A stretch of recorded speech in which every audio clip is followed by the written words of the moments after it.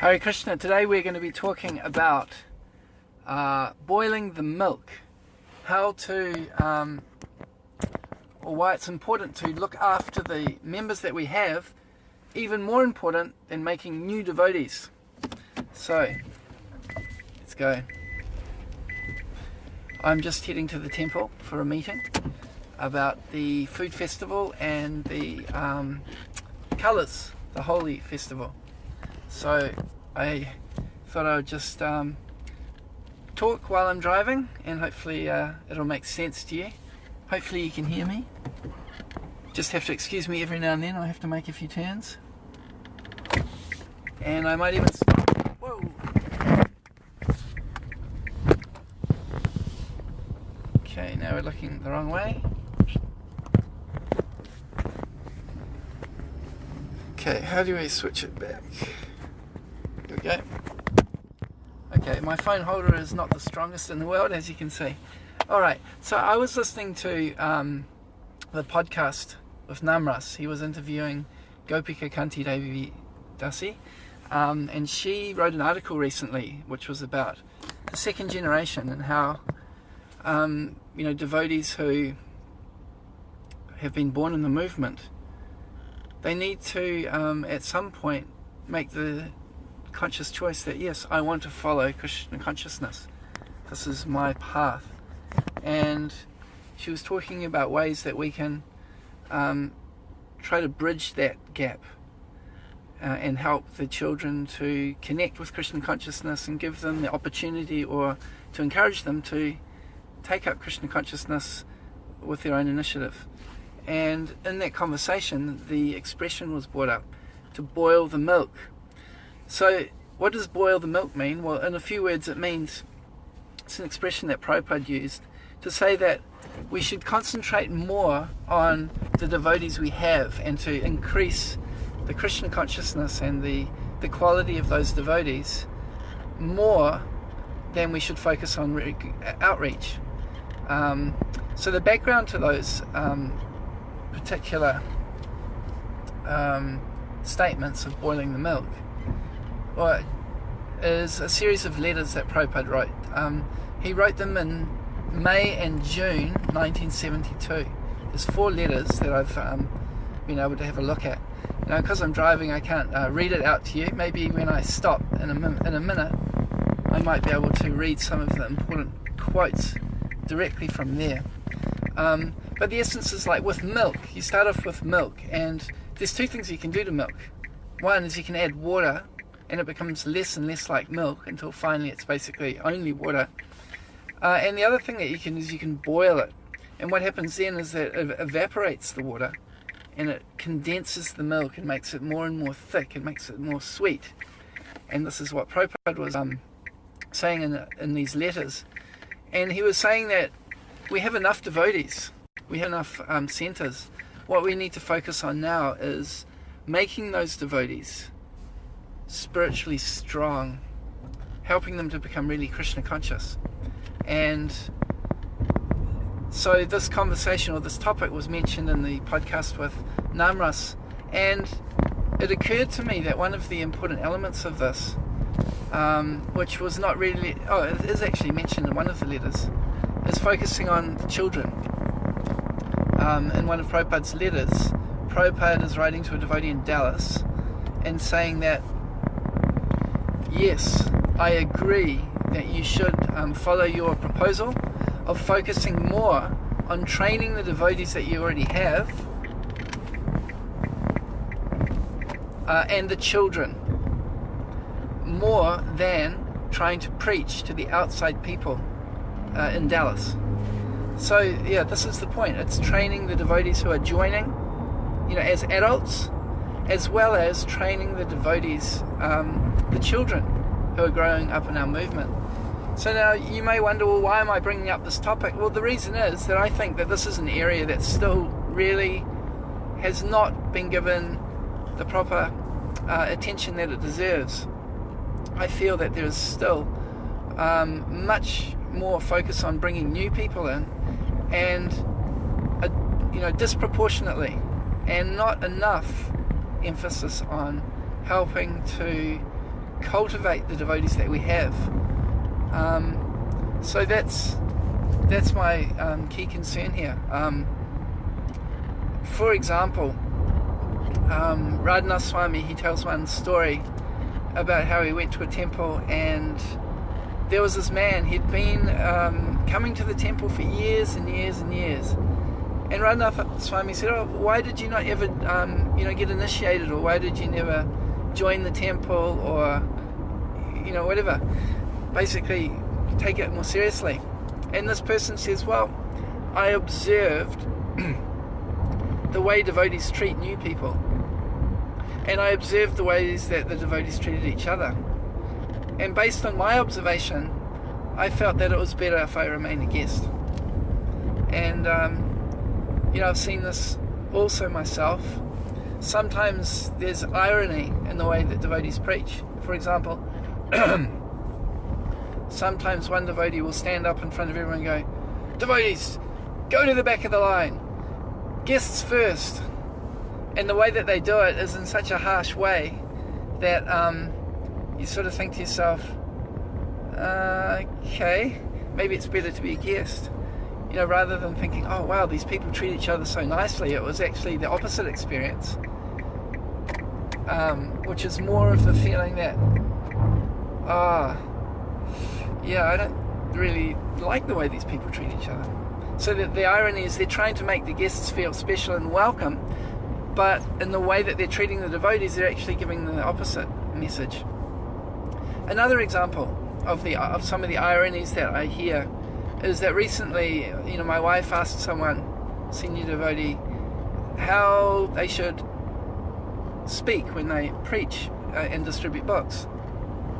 And the answer was a really great answer. It was that you should listen to the person, try to find out about that person, and then try to relate with that person so that you can so that when you present the book, they'll be able to relate to it. It'll be done with an understanding of that person. So the irony that I found in this particular conversation is that the person that was speaking was basically, telling everyone this is how things should be done. But the whole time that he spoke and that, we were with him, the senior devotee,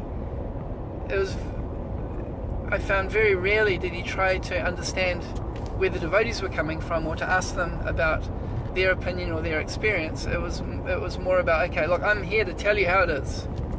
And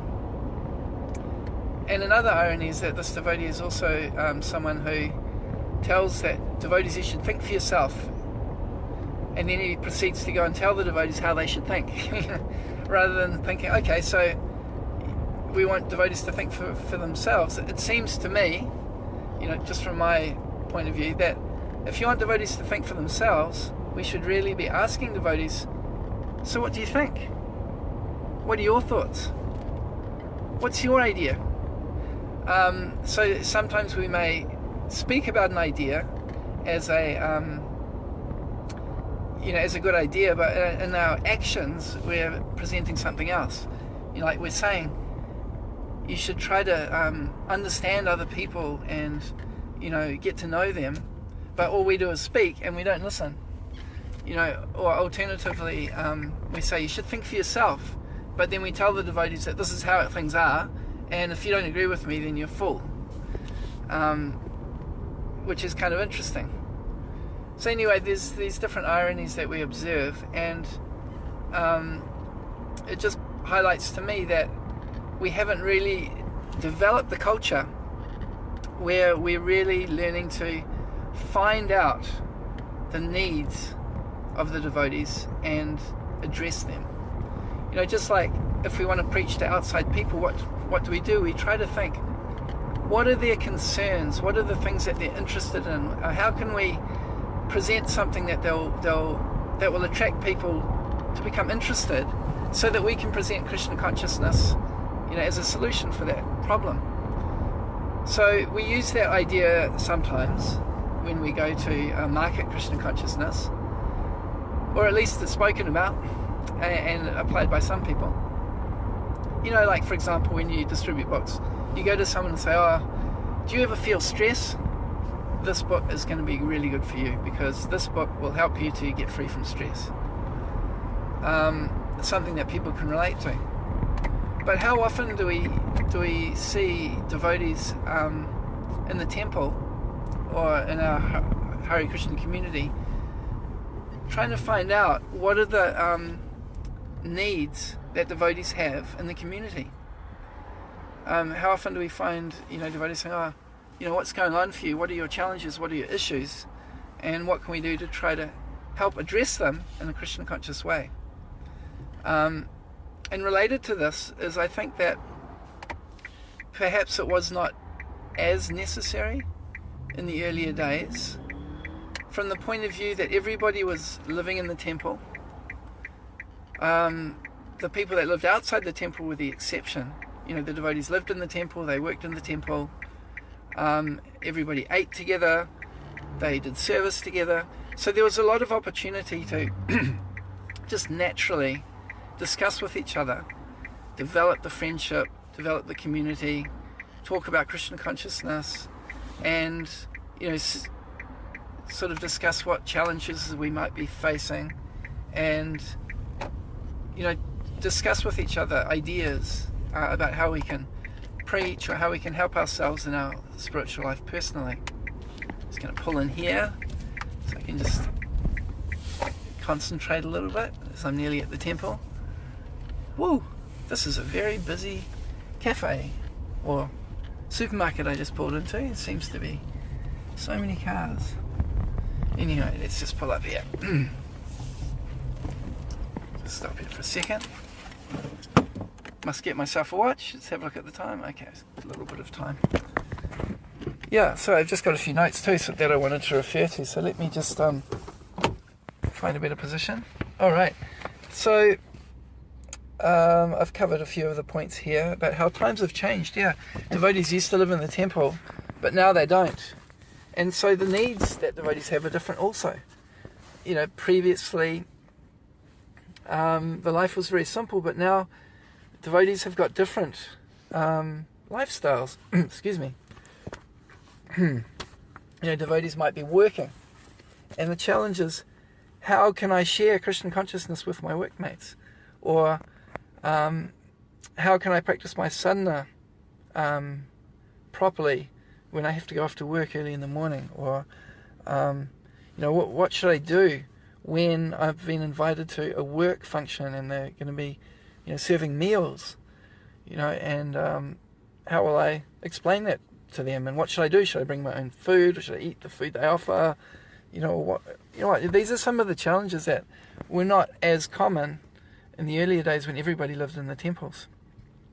So I think it's very important as a society now that we take stock and inventory. What are the needs that devotees have these days? And of course it's going to be different in different places and different people.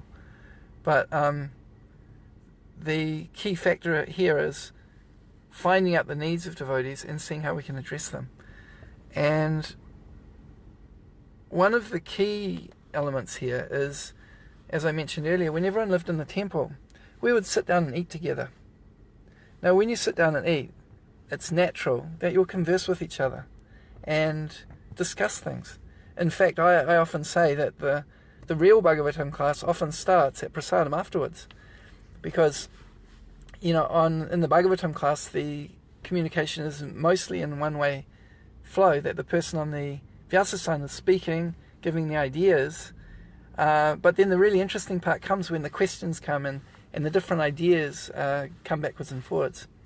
So some devotees that give Bhagavatam class, they interact more with the audience, but whether that's the case or not, we often find that a stimulating Bhagavatam class leads to very interesting discussions at prasadam time.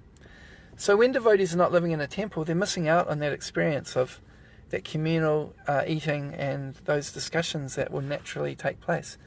Or if devotees are working together, they can continue those discussions about the points that were raised in the Bhagavatam class. Of course, we have Facebook, and so there's a kind of a communication, but it tends to be of a different nature. I find that when we're discussing in person, there tends to be a little bit more authenticity, a little bit more, what's the word? We're just kind of speaking from our own experience. Transparency maybe is the word. And it's more based on trying to understand, whereas I find that often in discussions in social media, it's more of a battle, more of an argument that, okay, I disagree with this point. You know, when you're on social media, people sometimes won't post unless they feel they have something new to add. And often, or if they feel strongly about something that, this is a point that I disagree with, so I'm going to make my comment, or yeah, I totally agree with that statement, I'm going to support it. And it leads to this natural kind of duality in this disagreeing kind of mood on social media. But in person, I find that it's a lot more relationship building, and a lot more about trying to understand the truth and understand each other and get to know each other. So this is something that we're missing out on these days now that devotees don't live at the temple, don't live together. So these are some of the things why I think that there's a need for us to really put our focus on boiling the milk, in the sense, just very basically, of helping devotees to understand Krishna consciousness better and to practice it more, to practice it better. I've already mentioned about the next generation, but I just wanted to make another point that one devotee was bringing up this point recently, that if we really want to effectively preach, we want to do outreach, then we need to have a strong second generation. Of course we can preach no matter what, but just think about it, that if we're preaching to new people, become devotees, join Krishna consciousness, it's the best philosophy, the best lifestyle, best everything. And if all of our kids are leaving the movement, it's obviously something's not quite right. No, I wouldn't say that's the situation, but the more that we can take care of our second generation, or our next generation, and that we can provide for them both materially and spiritually, the stronger our movement will be and the more effective our preaching will be. Because when people take an interest in Krishna consciousness, or any spiritual movement like this, they're going to look and think, what are the children like? How are they growing up? Are they practicing this or not? And if they're not, why not? How are the children being treated? These are things that people will look at and notice. And if the children are not really being trained nicely, and they're not growing up in a well-supported way, it's going to turn people off. So I think it's very important, and when I remember this friend of mine, devotee, made this point, that it's really important that we look after our next generation, especially that they become well situated in their life, in terms of professions and mentally, that they feel very secure and so on. Then the sarcastic comment was made back that, so basically your idea is that we just don't bother about preaching, we just make the new devotees in the bedroom, which was pretty much, which is a bit out of line. But from one point of view, it's a good strategy. You look at the Muslims, fastest growing religion in the world. How are they doing it? It's not really by conversion. They're just having big families. On another podcast with Namras, Kripa Moira Prabhu was talking about how having big families is good if you're a devotee, because we need more devotees. And it is a great way to make devotees, because from the very beginning of life we can cultivate someone to be Krishna conscious. And so I think that to criticize that philosophy of spreading the movement by having families and making our next generation strong is missing actually one of the best strategies for strengthening our movement and making devotees. I mean, you just think about it like this. If you can cultivate someone from birth and develop them to become Krishna conscious, how much easier do you think that will be compared to finding someone out in the world who comes from a totally different culture and has a whole lot of bad habits and things like that, and then they have to unlearn that and then become a devotee. If we can really put our emphasis on creating a society and creating an education system that cultivates our children and our youth, that is a really powerful way to make our movement strong, to make more devotees just from those kids that have been born. And then from that position, our movement will be so attractive for outside people. So these are some of the reasons that I think it's really important for us to think about this issue of boiling the milk. Of course, we don't need to give up our outreach. Outreach itself is a form of personal development. It's a form of surrender, and it's a form of Krishna conscious lifestyle and expression. When we practice Krishna consciousness, we develop mercy, and mercy means that we try to share this with others. It's generosity, abundance mentality. There's so many reasons why preaching is a fundamental part of our Krishna conscious philosophy. But preaching doesn't just mean making new people into devotees. It means cultivating the people that become devotees and really developing them. And this is why I've many times talked about the purpose-driven church. Because the purpose-driven church is a very holistic approach. One of the things I really like about the purpose-driven church, which is confirmed by Prabhupada, is that they say that it's not about getting a big church. Now, the purpose-driven church is the story of the Saddleback Church. It's huge. Many people joined that church. It's known as a mega church. But really early on in that book, it makes the point that it's not about creating a mega church. It's not about numbers. It's about having a healthy church. And they make the point that if you want a child to grow, you can't force it. But if the child is healthy, it will grow. And it's a natural consequence. Now, you can artificially get a child to grow, both through steroids and things, but that would not be healthy. And that's not what we're looking for. We're looking for a society that's healthy, and that health will naturally mean that it expands. Just like I was saying, if we look after our children and the next generation, it's natural that the society will grow. But our emphasis should be that when someone new joins our movement, or whoever's already part of our movement, our focus should be on really caring for those devotees. And this is a point that Jayadvaita Swami made also in his series of lectures called Food for Death. Those lectures were talking about how we have to be careful not to think that mundane charity is equal to Krishna consciousness, or that it's our main mission. And he said that if you have a desire to do charity, like to feed someone or clothe someone or give a donation, direct that towards serving the devotees. And when that happens, then naturally this movement will be very attractive.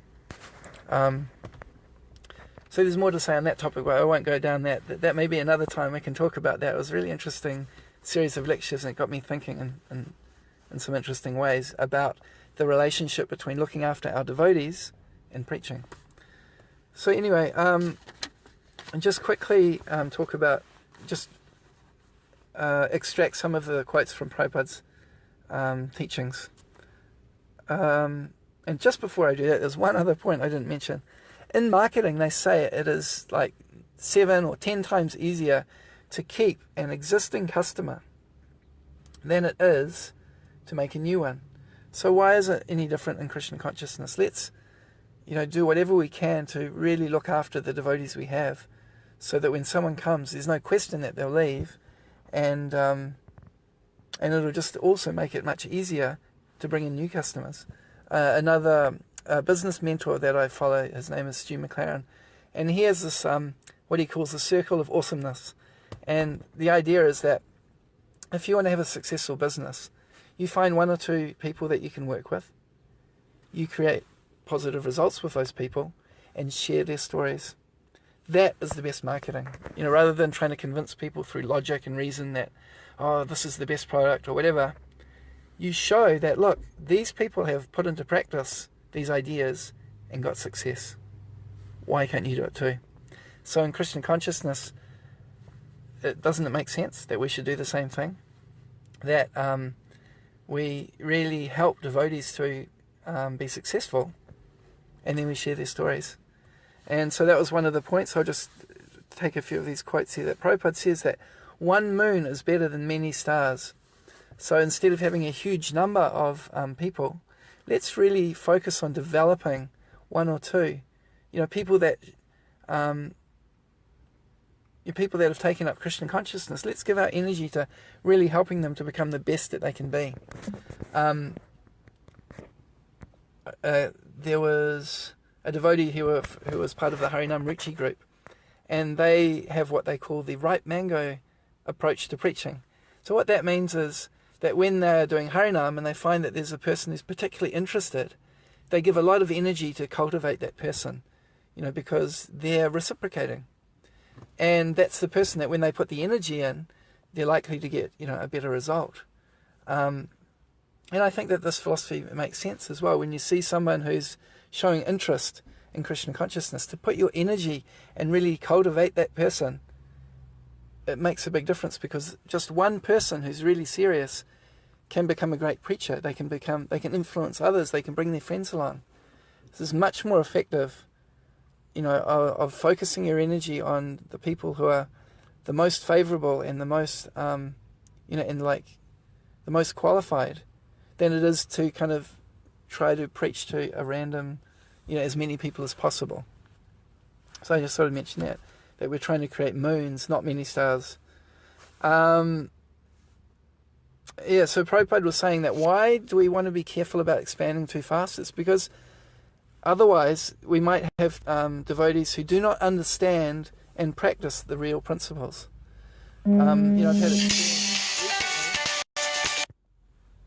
I've had experience recently where I was listening to a devotee speaking, and they showed that they didn't actually understand some really basic points. I'll probably bring up some of those points in future.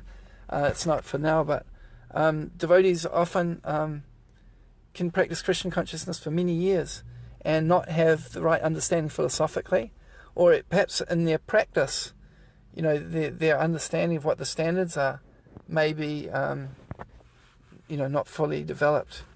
They may be missing out in certain things, and that's why it's really important for us to train our devotees to understand what the proper standards are, so that it doesn't become more and more watered down as generations go by. All right, time is getting short. I'm supposed to be at the meeting already, so let me quickly bring out some of other Prabhupada quotes. Prabhupada said that preaching work should be directed toward the children and devotees and not so much the Dallas public. That was the quote I referred to earlier. Prabhupada is saying that what does it mean to train devotees, or to boil the milk? It means to train them in the philosophy and the lifestyle of Christian consciousness. I think this is really important, especially now that devotees have different kinds of lifestyles. It's really important to help devotees understand how they can live their life and understand the proper standards and the proper way of living, not just the philosophy.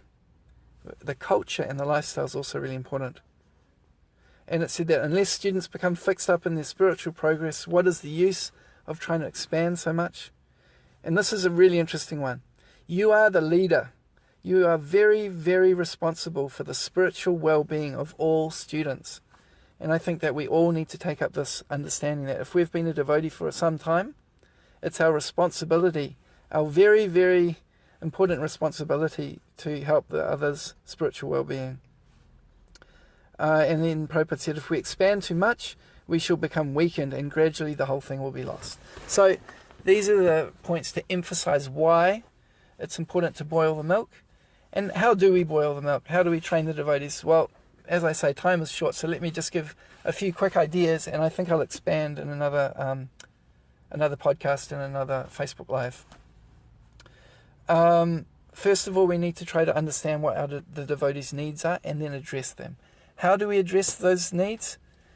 We can do it through structured courses, just like Prabhupada wanted the Bhakti Shastri courses, particularly to understand the philosophy of Bhagavad Gita. In addition to that, I think that it's really important to have small group meetings. This is one of the key points in the purpose-driven church. And from my experience, I can see that it really helps to fill in that gap now that devotees are not living together and having prasadam together. We need to give practical lifestyle training, as Prabhupada has mentioned here. Things like financial literacy, how to deal with relationships, how to align our life so that when we have our job or the work that we do, that it's compatible and favourable for our Krishna consciousness. Training in business, training in how to be a good parent, training so that parents and children can work together to become Krishna conscious. The children will only become Krishna conscious through the relationship with someone, and particularly the parents. So I think it's really important to train parents and children how to work together to be Krishna conscious. Apprenticeships, mentorships, and having coaches who can be a life coach for devotees, that they can help them to design their lifestyle, and even business coaches and mentors to help devotees get into businesses or professions that will be favourable for their own Krishna consciousness, to employ devotees and also spread Krishna consciousness. And finally, it's really important to develop gurukulas and educational systems for training devotees from the very beginning of life. So I really rushed through those sort of practical suggestions. Today's talk was mostly about the need of understanding devotees' needs and boiling the milk in the sense of training devotees in the philosophy and lifestyle of Krishna consciousness. So please leave your comments. If you're looking at it, watching on Facebook, please put the comment underneath the video. If you're listening to the podcast, then you can leave a comment on the website. It'll be successfulvaisnavas.com/milk. And yeah, let's just keep this in mind. What can we do individually and as a society to help boil the milk, to help our devotees become stronger in the philosophy and in the practice of Krishna consciousness? Hare Krishna.